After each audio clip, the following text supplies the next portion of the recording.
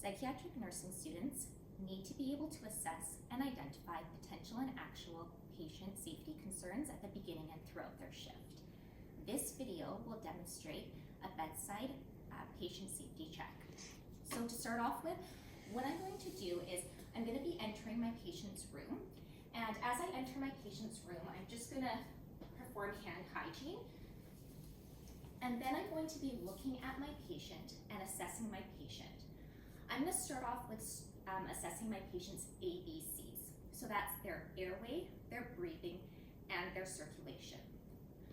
When I assess their airway, I'm going to assess if it's patent, and I'm going to be looking for signs of partial or total obstruction. I'm also going to be assessing their breathing.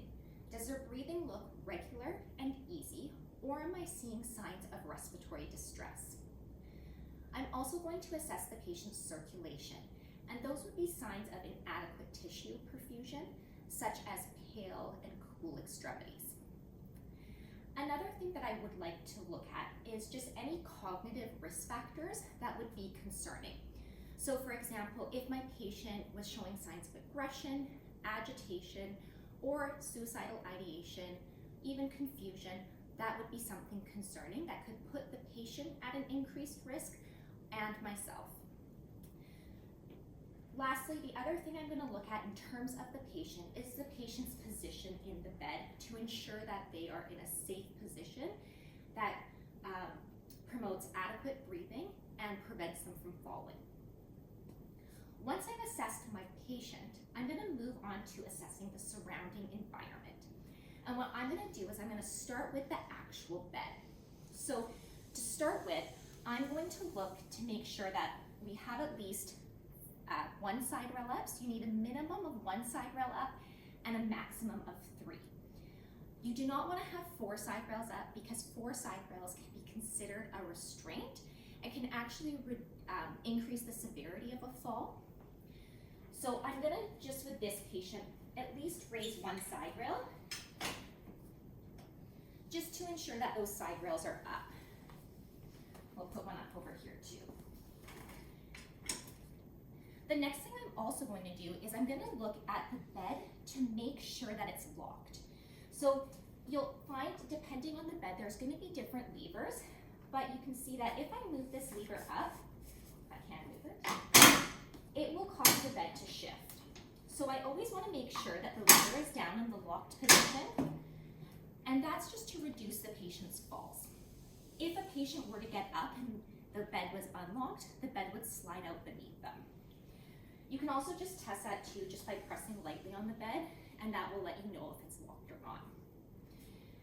The next thing I'm going to look at is I want to make sure that the bed is at the lowest position while the patient is in the bed. So this bed is elevated, so I'm going to lower the bed into the lowest position. And again, this functions to reduce falls. So now that my bed, I've assessed that my bed is safe for the patient, I'm also going to make sure that the patient has a call bell within reach. I don't know if there's a call bell here. So I don't believe we have one on this side, but you're going to be looking to have that call bell within reach because you want to make sure that the patient is able to talk to you or ring you if necessary. So you always want to have that call bell within reach.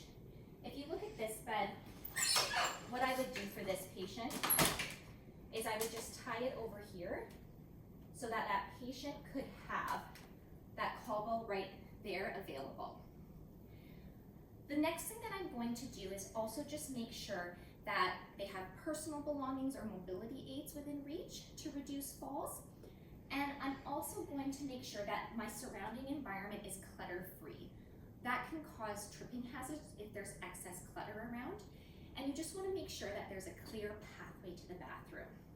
So for this patient, I don't see any clutter that would pose a risk. And I might just move my bedside table over to the side so that the patient can grab, a personal belonging or water, for example, so it's available to them. The other thing I'm going to do in terms of my surrounding environment is just look at anything else that could pose a risk to the patient. So you may find at times that sharps have been left at the bedside, or you may find unnecessary equipment that could pose a risk to your patient. The last thing that I'm going to do is I'm going to be looking at the actual bedside safety equipment. And that is this equipment over here.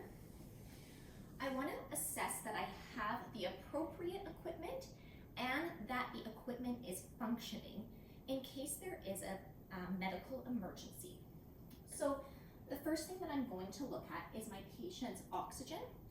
So the oxygen flow meter is at the side, and you can actually turn it on and you can hear the air and you can actually feel the air coming out. So you want to make sure that this is functioning in case your patient needs to have oxygen applied if they're in respiratory distress. When I'm looking at that oxygen flow meter, I always want to make sure that I have a white nipple available. So you need to make sure that the white nipple is available because this little nipple allows me to attach nasal prongs or a face mask to the oxygen. There's other systems that need to be attached directly to the oxygen system, but for those nasal prongs and face mask, you need to have this available. In terms of oxygen, I'm also going to make sure that in my equipment bag that there is a face mask and nasal prongs. So I've looked in here and I can see that I have a nasal oxygen cannula and that I also have an oxygen mask. These two sets of equipment are important. In case of respiratory distress, I can apply them to the oxygen and give my patient supplemental oxygen if necessary. The next thing that I'm going to assess for is that I have a functioning suction. Now, you want to make sure that your suction is hooked up appropriately and that the tubing is connected to a yonker. So this device can be used if the patient has secretions or emesis in their oral cavity that could be obstructing their airway. So what I want to do is I want to turn on my suction and I can actually increase the pressure. Not only can I hear that the suction's working, I can actually see that it will suction when I press down. Again, keep in mind that you want to maintain sterility when doing this. So I can turn that off. So I have a functioning suction. And in regards to this system, you also want to make sure that you have a suction catheter kit available as well. This suction catheter kit is a more flexible suction catheter that will allow for deep suctioning in terms of certain medical emergencies. And then the last thing that you may find in your emergency equipment bag is oral airways. And these can be used again in an emergency situation to maintain a patent airway. Your bedside equipment will vary depending on the clinical setting and the unit that you are on, but in most medical settings, you will be expected, and even psychiatric settings, you'll be expected to assess the oxygen and suctions.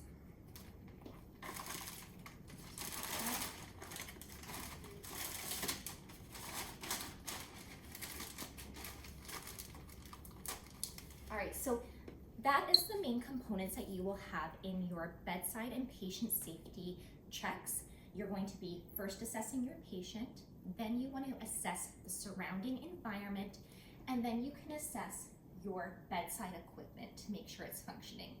Keep in mind that some of these assessments will be overlapping, and we've broken them down into different pieces for this video.